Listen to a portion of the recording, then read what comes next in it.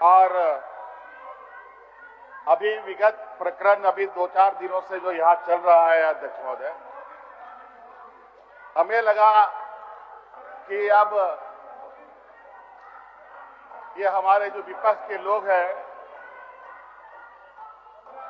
इनमें अब कुछ रस बचा नहीं है, सब खत्म हो गया, ऐसा मुझे गलतफहमी था। लेकिन कभी कभी ये अनेक तरीके के आड़ में छुप कर बैठे रहते हैं और अलग अलग सोर्स से अपने को जीवित रखते हैं। जैसे कुछ परजीवी लोग अपने आप को जिंदा रखने के लिए अलग अलग चारा और इनका इंतजाम करता है, उसी तरीके से आज छात्रों की आड़ में अपनी ताकत का इजहार कर रहे हैं। तो मुझे भी लग रहा है कि थोड़ा बहुत अब इनमें बचा हुआ है रस, वो भी अगले कुछ समय के बाद वो भी खत्म हो जाएगा। मैं सदन को आश्वस्त करता हूं।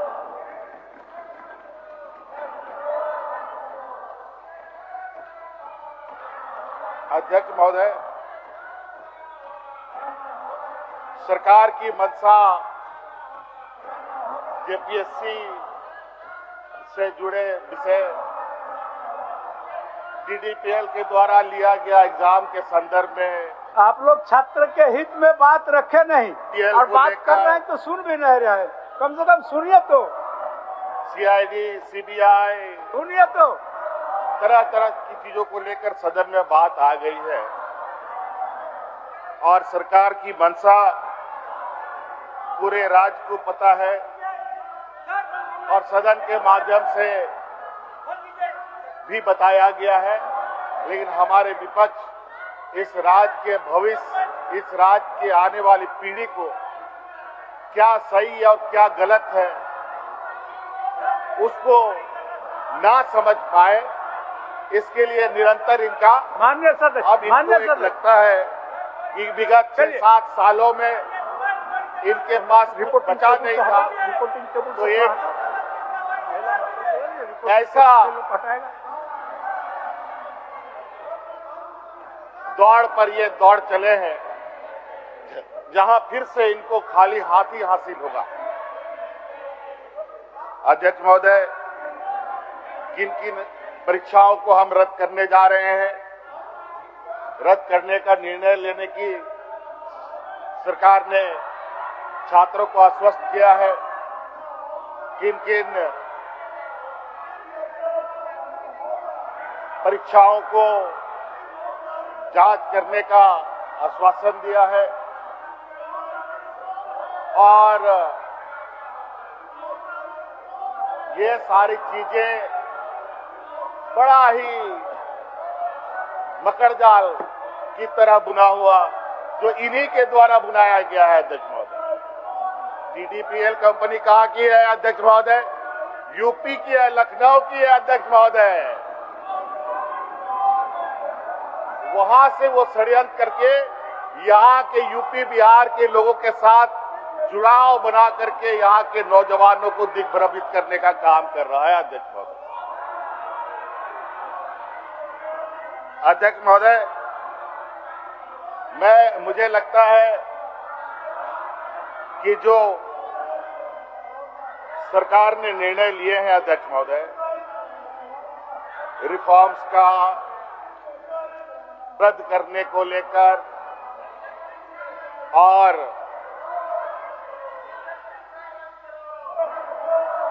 जांच को लेकर बिल्कुल सरकार की मंशा स्पष्ट है और सरकार निरंतर अपने कदम आगे बढ़ा भी रही है।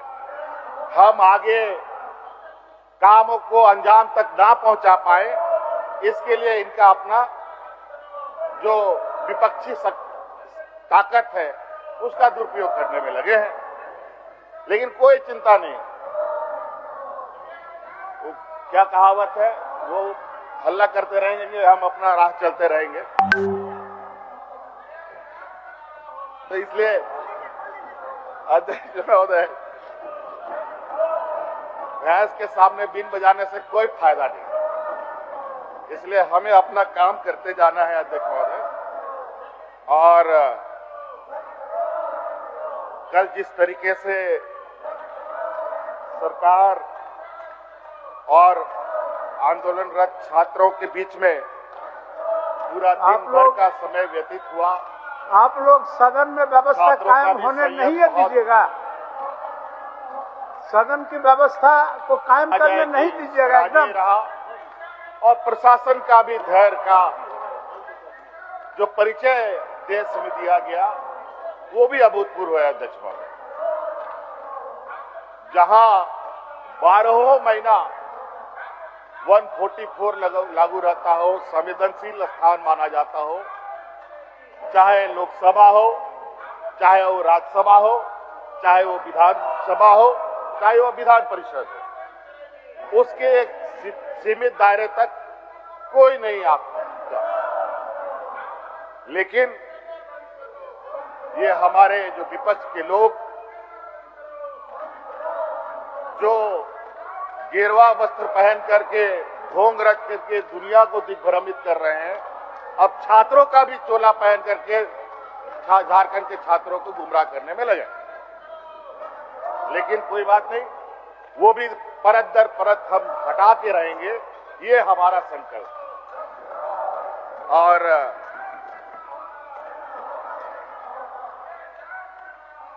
हमारे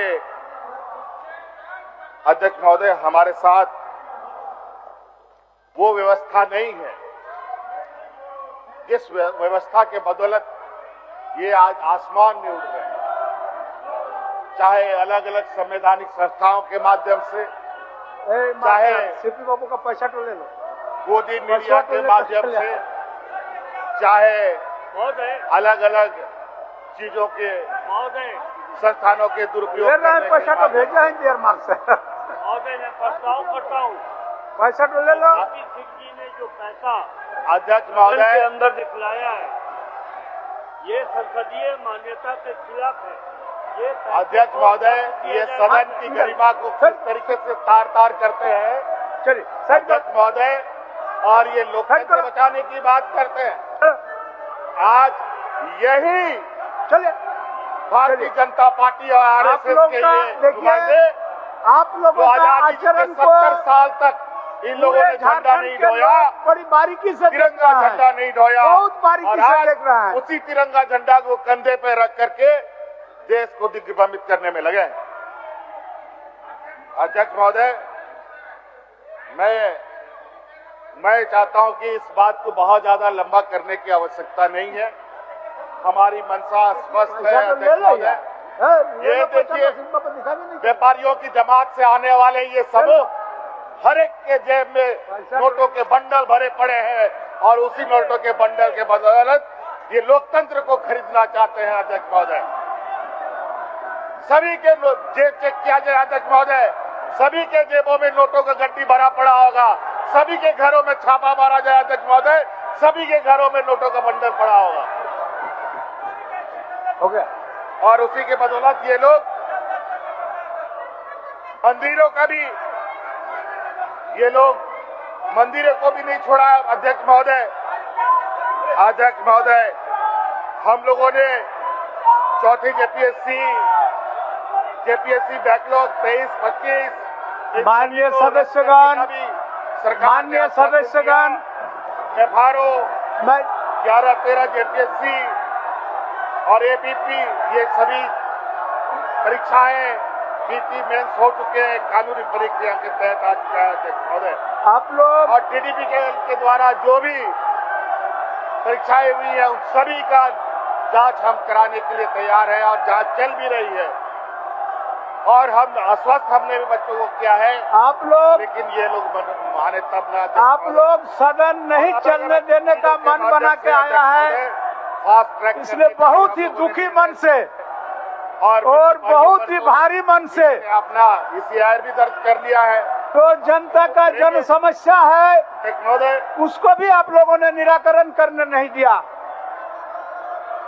और इनके जो रिफॉर्म्स के यहाँ तक कि इनके छात्र आंदोलनकारी ने भी ये बात माना है, रिफॉर्म्स में हम लोगों ने अधिकतर मांगे उनकी मान ली है और उससे भी बेहतर रिफॉर्म के साथ हम लोग आगे जाएंगे। अध्यक्ष महोदय, जहां पर हम लोग बड़े बड़े संस्थानों के साथ IIT, IIM, एक्सेलराई जैसे अनेक और प्रतिष्ठित संस्थानों के साथ सलाह मशवरा करके क्या बेहतर तरीके से रिफॉर्म्स लेते हुए एग्जाम कंडक्ट कराए जाए, ये हमने निर्णय लिया है। अपनी बात मैं जरा आप लोगों को बताना चाहता हूं। अरे थोड़ा आप आनंदित भी होइए, चिंता मत कीजिए। अध्यक्ष महोदय, मैं माननीय विपक्ष के साथियों को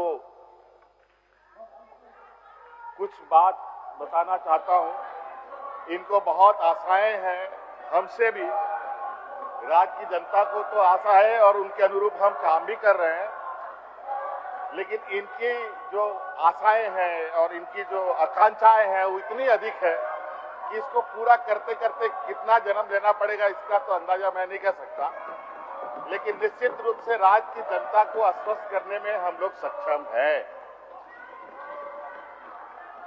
इनकी सहारे की आवश्यकता नहीं।